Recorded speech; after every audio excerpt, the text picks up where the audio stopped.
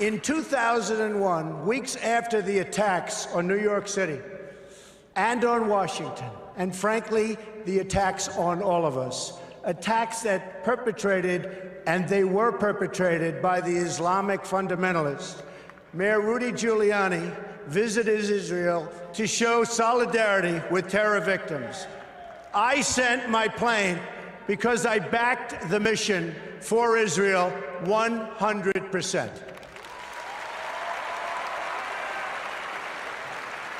I went down to the scene and we set up headquarters at 75 Barclay Street, which was right there with the police commissioner, the fire commissioner, the head of emergency management, and we were operating out of there when we were told that the World Trade Center was going to collapse.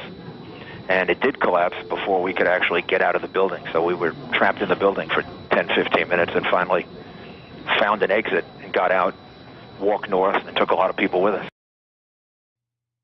Giuliani, in his own words, has admitted that he was warned that the World Trade Center was going to collapse. This despite the fact that there was no possible way for this to be predicted in the first hour of the unfolding disaster. Even more incredibly, despite being given this warning, no effort was made to pass it on to the police, firefighters, and other responders who were still working in and around the buildings. I remember getting a call from the fire department commander telling me that they were not sure they were going to be able to contain the fire. And I said, you know, we've had such terrible loss of life. Maybe the smartest thing to do is pull it. And they made that decision to pull, and then we watched the building collapse. I mean, you look at Larry Silverstein, who's a terrific owner in New York and a very good friend of mine who I just called. I was very worried about him because I assumed maybe he was in the building. He took possession of the building 1 week ago. As you know, he just bought the World Trade Center. Right. A lot of people ask, how is it possible that a Boeing plane would be able to destroy or two planes would be able to destroy the Twin Towers? Because they were constructed to withstand like a 707 attack. Well, it's tremendous power and tremendous heat, and people were willing to die, and when they're willing to die and when they're willing to become kamikazes of a sense, there's very little you can do about it. I mean, the heat and the power, actually it was amazing that the initial jolts didn't jar the building as much as people would have thought. But the tremendous amounts of fuel that was dumped on the building and 1,600 degrees temperature, I guess that's probably more than anything could take, no matter what. Will you be involved? Will you take any efforts, any steps to reconstruct the area? Well, I have a lot of men down here right now. We have over 100, and we have about 125 coming. So we'll have a couple of hundred people down here. And they're very brave, and what they're doing is amazing. And we will be involved in some form in helping to reconstruct.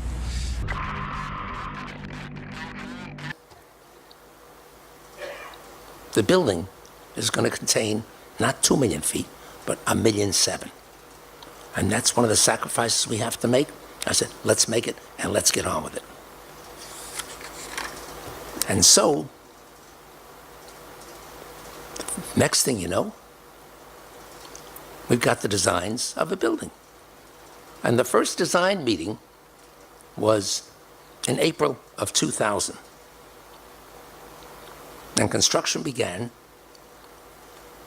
shortly thereafter in 2002. The developer is actually a friend of mine, but he didn't want to build this building either. If you look back at the records, I mean, when it was first foisted upon him, Larry Silverstein is a great guy, he's a good guy, he's a friend of mine, but he didn't want to build this pile of junk. And it's a shame. It's really a shame. Now that you have Donald Trump and possibly Larry Silverstein, who is the developer who owns the lease to Lower Manhattan, when you have that group saying it's time to rebuild the Twin Towers and reclaim New York's skyline, there's a certain momentum that most politicians will likely get behind. In the year 2000, Donald, you considered running for president. If you had done that and if you had been successful, what do you think you'd be doing right now?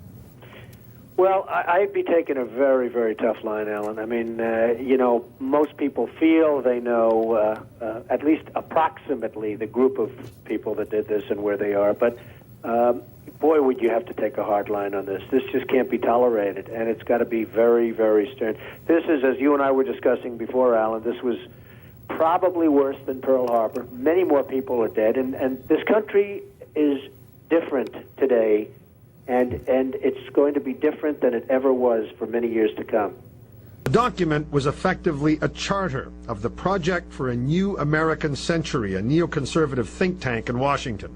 The founding members included Donald Rumsfeld, Dick Cheney, Paul Wolfowitz of the Defense Department, Richard Pearl, head of the Defense Advisory Board, Louis Libby, Cheney's chief of staff, John Bolton, Undersecretary of State for Arms Control, Elliot Cohen, who's on the Defense Policy Board.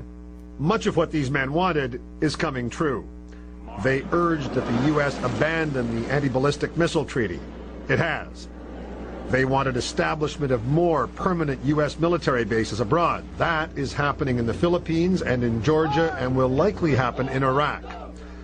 They urged regime change as a goal of foreign wars, not just in Iraq. They wanted the U.S. as a global constabulary, their word, unburdened by the UN or world opinion, preventing any challenge to U.S. dominance. But, they wrote, a year before September 11th, such aspirations are unlikely to be realized without a catastrophic and catalyzing event, like a new Pearl Harbor. What we need to stand up and say is not only did they attack the U.S.'s liberty, they did 9/11. They did it. I have had long conversations over the past 2 weeks with contacts at the Army War College, at Headquarters Marine Corps, and I've made it absolutely clear in both cases that it is 100% certain that 9/11 was a Mossad operation, period. First, the disbelief, and what I show them immediately afterwards is an interview with a demolitions expert named Danny Jawenko, and it shows the third building at the World Trade Center going down. And they look at that, and I said, now you understand that if one of the buildings was wired for demolition, all of them were wired for demolition. And that's it. That's the tipping point. Getting into arguments about who was flying what and where they were and whether there was nanothermite, those things are true, but they're incidental. The thing that's necessary is to tell people 3 buildings went down, the third was not hit by a plane, it was wired for controlled demolition, therefore all of them were wired for controlled demolition, and at that point the reaction is rage. First disbelief and then rage. 9/11 has led directly to 60,000 Americans dead and wounded. God knows how many hundreds of thousands of people in other countries that we've killed or wounded or made homeless. This is an open wound. And what Americans need to understand is they did it. They did it. And if they do understand that, Israel's going to disappear. Israel will flat-ass disappear from this earth. I sent a film to one of my colleagues, and it basically had Americans grieving over their dead, coming back. And I showed one of them, it was a woman just wrenched by grief, over her dead soldier. And I said, if Americans ever know that Israel did this, they're going to scrub them off the earth. And they're not going to give a rat's ass what the cost is. They are not going to care. The first thing, Mark, is astonishment. They didn't know. They truly didn't know. And these are not unintelligent people. They really didn't know. And the next statement is rage. Real rage. The Zionists are playing this as truly an all-or-nothing exercise.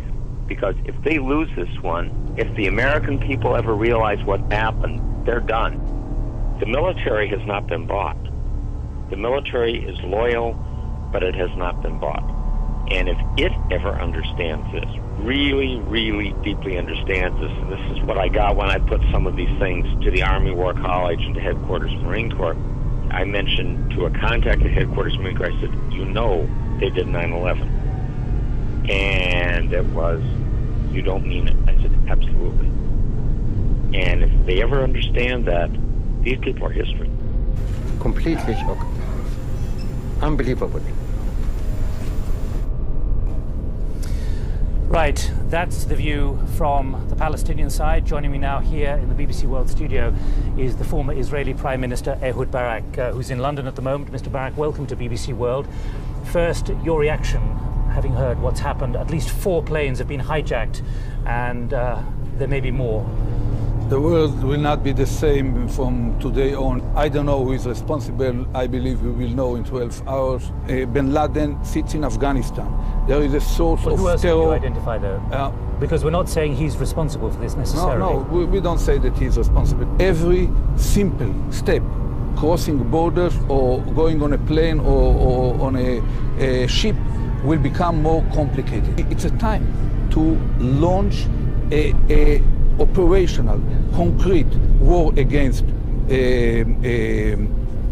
terror, even if it takes certain pains from the routine activities of our normal society. This is the time to deploy a globally concerted effort led by the United States, the UK, Europe, and Russia against all sources of terror. Consistently, along 6 or 10 years, Iran, Iraq, Libya, North Korea.